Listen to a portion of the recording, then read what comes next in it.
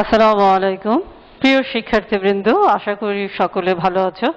তোমাদের জন্য অনেক অনেক শুভকামনা থাকলো। আমরা আজকে মেন্ডেলের দ্বিতীয় সূত্রের আরেকটি ব্যতিক্রম সম্পর্কে আলোচনা করব। শিক্ষার্থীবৃন্দ, গত ক্লাসে তোমরা মেন্ডেলের দ্বিতীয় সূত্রের ব্যতিক্রম সম্পর্কে জেনেছিলে। সেখানে তোমরা পরিপূরক জিন যার অনুপাত 9:7 হয়ে থাকে সেই সম্পর্কে জেনেছিলে। আজকে আমরা মেন্ডেলের দ্বিতীয় সূত্রের আরেকটি ব্যতিক্রম পড়ব, যেখানে অনুপাত হয়ে থাকে 13:3। শিক্ষার্থীবৃন্দ, এই ফেনোমেনন বা বিষয়টি হচ্ছে এপিস্ট্যাসিস।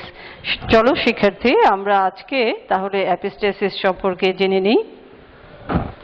শিক্ষার্থীবৃন্দ, তোমরা এখানে দেখতে পাচ্ছ ডমিন্যান্ট এপিস্ট্যাসিস। এপিস্ট্যাসিস দুই ধরনের হয়ে থাকে, একটি হচ্ছে ডমিন্যান্ট আর একটি হচ্ছে প্রচ্ছন্ন বা রেসিসিভ এপিস্ট্যাসিস। আমরা প্রথমে জানবো ডমিন্যান্ট বা প্রকট এপিস্ট্যাসিস সম্পর্কে, পরবর্তীতে আমরা জানবো প্রচ্ছন্ন এপিস্ট্যাসিস সম্পর্কে। শিক্ষার্থীবৃন্দ, আগেই বলেছি ডমিন্যান্ট এপিস্ট্যাসিসের ফলে অনুপাত হয়ে থাকে 13:3।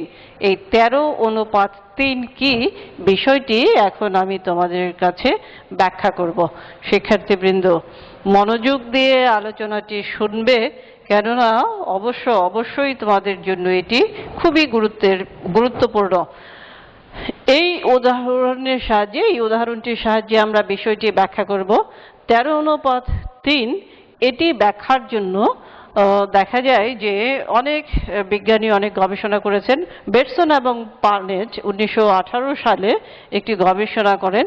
তারা দেখতে পান সাদা লেগ হর্নের মধ্যে আসলে সাদা বর্ণ হলেও তাদের মধ্যে রঙিন পালকের জন্য দায়ী জিন থাকে, কিন্তু অন্য একটি নন অ্যালিলিক প্রকট জিনের উপস্থিতির কারণে রঙিন বৈশিষ্ট্য প্রকাশ হতে পারে না, যে কারণে সাদা লেগ হর্ন সাদা বর্ণের হয়ে থাকে। এপিস্ট্যাসিস বিষয়টি হচ্ছে যখন একটি নন অ্যালিলিক জিন অন্য একটি প্রকট জিনের কার্যকারিতা প্রকাশে বাধা প্রদান করে, তখন সেই বিষয়টিকে বলা হয় এপিস্ট্যাসিস। আমি আবার বলছি, যখন একটি নন অ্যালিলিক জিন অন্য একটি প্রকট জিনের কার্যকারিতা প্রকাশে বাধা প্রদান করে, তখন সেই বিষয়টিকে বলা হয় এপিস্ট্যাসিস। অর্থাৎ দুটো ভিন্ন লোক আছে, জিন দুটো কি করে, একটির কার্যকারিতা প্রকাশে আরেকটি বাধা প্রদান করে। এই বাধা প্রদান করার যে বিষয়টি, সেটি হচ্ছে এপিস্ট্যাসিস। যে জিন অন্য জিনের কার্যকারিতা প্রকাশে বাধা দান করে সেই জিনকে বলা হয় এপিস্ট্যাটিক জিন, আর যে জিনটি তার কার্যকারিতা প্রকাশ করতে বা বৈশিষ্ট্য প্রকাশ করতে পারে না সেই জিনকে বলা হয় হাইপোস্ট্যাটিক জিন। তাহলে তোমরা তিনটি বিষয় এখানে জানলে: এক, এপিস্ট্যাসিস কি; দুই, এপিস্ট্যাটিক জিন কি; তিন, হাইপোস্ট্যাটিক জিন কি। তাহলে যখন দুটো নন অ্যালিলিক জিন কি করে, একে অপরের কার্যকারিতা, একটি জিন অন্য আরেকটি প্রকট জিনের কার্যকারিতা প্রকাশে বাধা প্রদান করে, তখন বিষয়টি হচ্ছে এপিস্ট্যাসিস। যে জিনটি বাধা প্রদান করে সেটি হচ্ছে এপিস্ট্যাটিক জিন, আর অপরদিকে যে জিনটি বাধা প্রাপ্ত হয় সেই জিনকে বলা হয় হাইপোস্ট্যাটিক জিন। শিক্ষার্থীবৃন্দ, সাদা লেগ হর্ন যাদের জিনোটাইপ হচ্ছে ক্যাপিটাল সি, ক্যাপিটাল আই এবং সাদা ওয়াইন ডট যাদের জিনোটাইপ হচ্ছে স্মল সি, স্মল আই, এই দুটো মুরগ মুরগির মধ্যে যদি সংকরায়ন ঘটানো হয়, তাহলে দেখা যায় তাদের প্রথম জেনারেশন F1 জেনারেশন যাদের জিনোটাইপ হয় ক্যাপিটাল সি, ক্যাপিটাল আই, অর্থাৎ এটি এখান থেকে ক্যাপিটাল সি এবং ক্যাপিটাল আই, আর এখান থেকে স্মল সি এবং স্মল আই।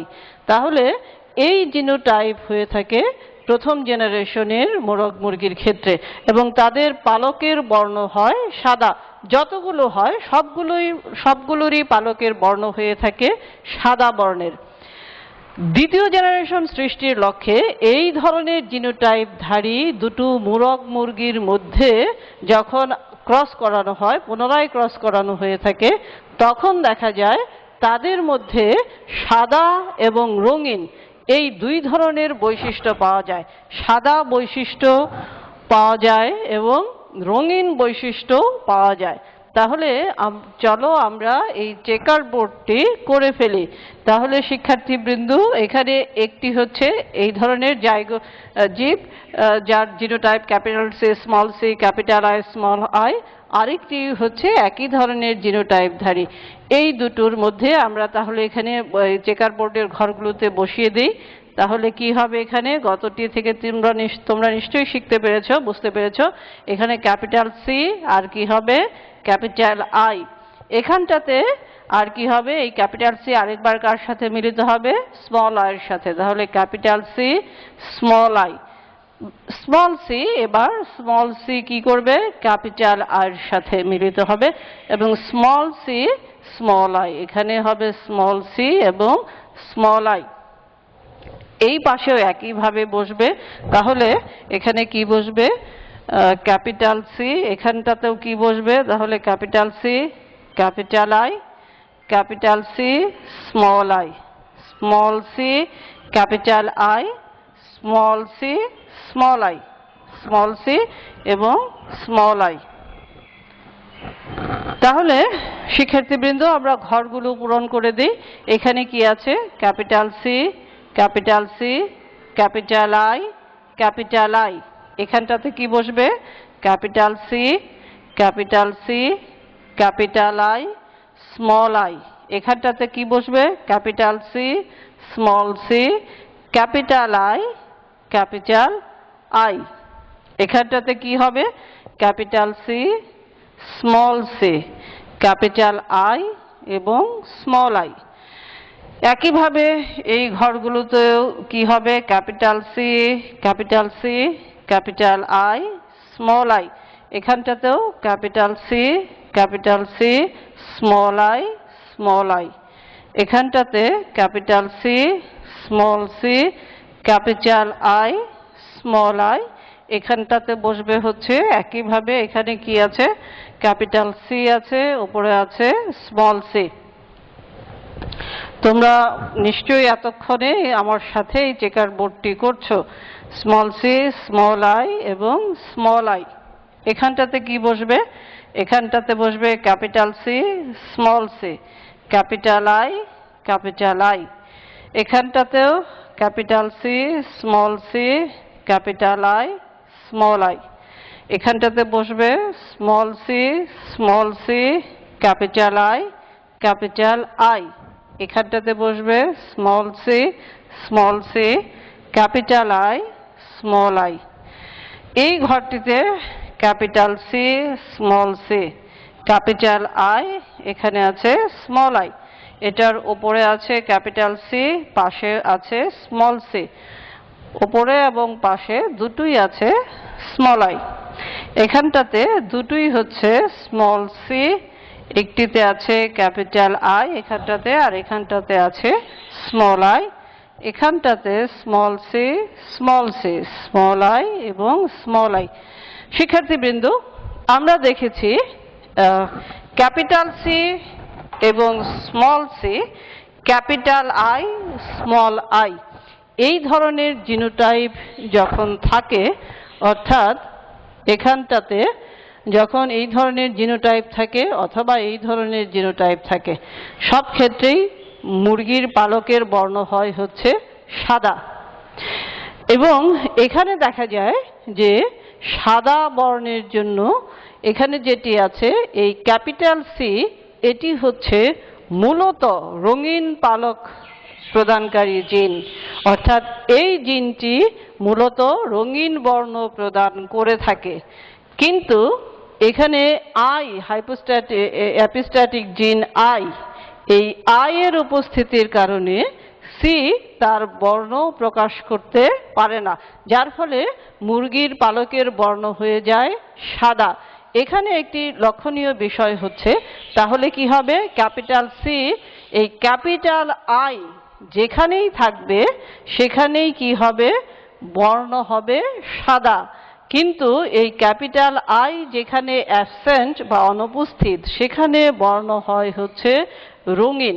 ফলে F2 জেনারেশনে এটার ক্ষেত্রে এটি F2 জেনারেশন, এই F2 জেনারেশনের ক্ষেত্রে যেখানে আগেই বলেছি যেখানে এখানে ক্যাপিটাল সি হচ্ছে অ্যাপিস্ট্যাটিক জিন, হাইপোস্ট্যাটিক জিন এবং ক্যাপিটাল আই হচ্ছে অ্যাপিস্ট্যাটিক জিন, অর্থাৎ সি বাধাপ্রাপ্ত হয়, ক্যাপিটাল সি বাধাপ্রাপ্ত হয়, বাধা দানকারী জিন হচ্ছে এখানে ক্যাপিটাল আই। কাজেই ক্যাপিটাল আই যেখানেই থাকবে সেখানেই কি হবে, সেখানেই মুরগির পালকের বর্ণ হবে সাদা। কিন্তু যেখানে এটি অনুপস্থিত দেখা যায় সেখানে পালকের বর্ণ হয় হচ্ছে রঙিন। তাহলে আমরা এখানে ক্যাপিটাল আই, এখানে দেখা যায় যে ক্যাপিটাল আই অনুপস্থিত। তাহলে ক্যাপিটাল আই অনুপস্থিত হলে আমরা জানি কি হয়ে থাকে, পালকের বর্ণ হয়ে থাকে হচ্ছে রঙিন। ক্যাপিটাল সি আছে কিন্তু ক্যাপিটাল আই অনুপস্থিত এখানে, তাহলে এটি কি হবে, রঙিন হবে। এখানে ক্যাপিটাল সি আছে কিন্তু ক্যাপিটাল আই অনুপস্থিত, তাহলে এখানে কি হবে, পালকের বর্ণ হবে কি, রঙিন, এটাও রঙিন হবে। এভাবে দেখা যায় যে যেখানে ক্যাপিটাল আই অনুপস্থিত কিন্তু ক্যাপিটাল সি উপস্থিত, সেখানে কি হয়ে থাকে, পালকের এখানটাতে দেখো, এখানটাতেও ক্যাপিটাল সি আছে কিন্তু ক্যাপিটাল আই অনুপস্থিত। এই তিনটি ক্ষেত্রে পালকের বর্ণ, মোরগ মুরগির পালকের বর্ণ হচ্ছে সাদা। আর বাকিগুলোর ক্ষেত্রে, বাকি 13টির ক্ষেত্রে প্রত্যেকটাতে এখানে ক্যাপিটাল আই আছে, অতএব এটা কি হবে, সাদা বর্ণের। এখানে ক্যাপিটাল আই, এখানে এখানে এখানটাতেও আছে, এখানটাতেও আছে, এখানটাতে আছে, এখানটাতেও আছে ক্যাপিটাল আই আছে, এখানটাতে ক্যাপিটাল আই, এটাতে এটাতে এটাতে, আর এটাতে ক্যাপিটাল সি অনুপস্থিত। কাজেই এর বর্ণ হয়েছে সাদা বর্ণের। অর্থাৎ এখান থেকে প্রমাণ করা যায় যে এই ক্যাপিটাল সি হচ্ছে মূলত একক মাত্রায় থাকুক বা দ্বিমাত্রায় থাকুক, যদি সেখানে ক্যাপিটাল আই না থাকে তাহলে সেখানে ক্যাপিটাল সি কি করবে, রঙিন বর্ণ প্রদান করবে। অর্থাৎ ক্যাপিটাল সি হচ্ছে রঙিন বর্ণ প্রদানকারী জিন। কিন্তু ক্যাপিটাল আই হচ্ছে অ্যাপিস্ট্যাটিক জিন, যে জিন কি করে, এই সি জিনটার বৈশিষ্ট্যকে অবদমিত করে রাখে। এই বিষয়টি হচ্ছে অ্যাপিস্টেসিস বা ডমিন্যান্ট অ্যাপিস্টেসিস। যেহেতু এখানে আই, ক্যাপিটাল আই হচ্ছে প্রকট বা ডমিন্যান্ট, ক্যাপিটাল সি হচ্ছে প্রকট বা ডমিন্যান্ট বৈশিষ্ট্য, এ কারণে এটিকে বলা হয় ডমিন্যান্ট এপিস্টেসিস বলা হয়ে থাকে। তাহলে এই ডমিন্যান্ট এপিস্টেসিসের ক্ষেত্রে অনুপাত কত দ্বারা, এখানে কি পাওয়া গেল, দ্বিতীয় জেনারেশনের ফলাফল বিশ্লেষণ করলে দাঁড়ায় যে 13টি মোরগ মুরগি আছে যাদের পালকের বর্ণ হচ্ছে সাদা, কিন্তু 3টি মোরগ মুরগি আছে যাদের পালকের বর্ণ হচ্ছে রঙিন। শিক্ষার্থী বন্ধুরা, আশা করি তোমরা অ্যাপিস্টেসিস কি এবং অ্যাপিস্টেসিসের ব্যাখ্যা বুঝতে পেরেছ। আমি সংক্ষেপে আবার বলছি, কোনো জিন, নন অ্যালেলিক জিন যদি অপর একটি প্রকট নন অ্যালেলিক জিন অপর একটি প্রকট জিনের কার্যকারিতা প্রকাশে বাধা প্রদান করে, তখন সেই বিষয়টিকে বলা হয় অ্যাপিস্টেসিস। যে জিনটি বাধা প্রদান করে সেই জিনকে বলা হয় অ্যাপিস্ট্যাটিক জিন, এবং যে জিনটি বাধা প্রাপ্ত হয় সেই জিনকে বলা হয় হাইপোস্ট্যাটিক জিন। অ্যাপিস্ট্যাটিসের কারণে দেখা যায় যে ব্যান্ডেলের অনুপাতের, দ্বিতীয় সূত্রের অনুপাতের ব্যতিক্রম ঘটে এবং এখানে অনুপাত পাওয়া যায় 13:3। এখানে আমরা যে ব্যাখ্যাটা করেছি সেটি হচ্ছে সাদা লেঘর্ন এবং ওয়াইনডটের মধ্যে ক্রস করানো হলে তাদের প্রথম জেনারেশনে সবগুলো সাদা বর্ণের পালকের মোরগ মুরগি পাওয়া গেলেও দ্বিতীয় জেনারেশনে দেখা যায় 3টি মোরগ মুরগি পাওয়া যায় যাদের পালকের বর্ণ হচ্ছে রঙিন। ওই 3টি মোরগ মুরগির জিন বিশ্লেষণ করে দেখা যায় যে সেখানে ক্যাপিটাল আই জিন অনুপস্থিত, অর্থাৎ অ্যাপিস্ট্যাটিক জিন অনুপস্থিত হওয়ার কারণে সি জিন যেটি আসলে রঙিন বর্ণ প্রদান করে থাকে, সেই জিনটি তার বৈশিষ্ট্য প্রকাশ করতে পেরেছে। প্রিয় শিক্ষার্থীবৃন্দ, তোমাদেরকে এই ভিডিও ক্লাস বা ভাইবারের ক্লাস নেওয়ার উদ্দেশ্য, তোমাদের সাথে আমাদের এই ক্লাসগুলো নেওয়ার উদ্দেশ্য হচ্ছে তোমাদের সাথে আমাদের যোগাযোগ স্থাপন করা, এবং তোমরা এই বন্ধের মধ্যে করোনার এই মহামারী বা দুর্যোগের সময়ও যেন পড়াশোনাটা ভুলে না যাও, পড়াশোনার সংস্পর্শে, বইয়ের সংস্পর্শে থাকো, সেই উদ্দেশ্যকে সামনে রেখেই আমরা ক্লাসগুলো নিয়ে থাকি। আশা করি তোমরা এ থেকে উপকৃত হবে। ধন্যবাদ, অনেক অনেক ধন্যবাদ।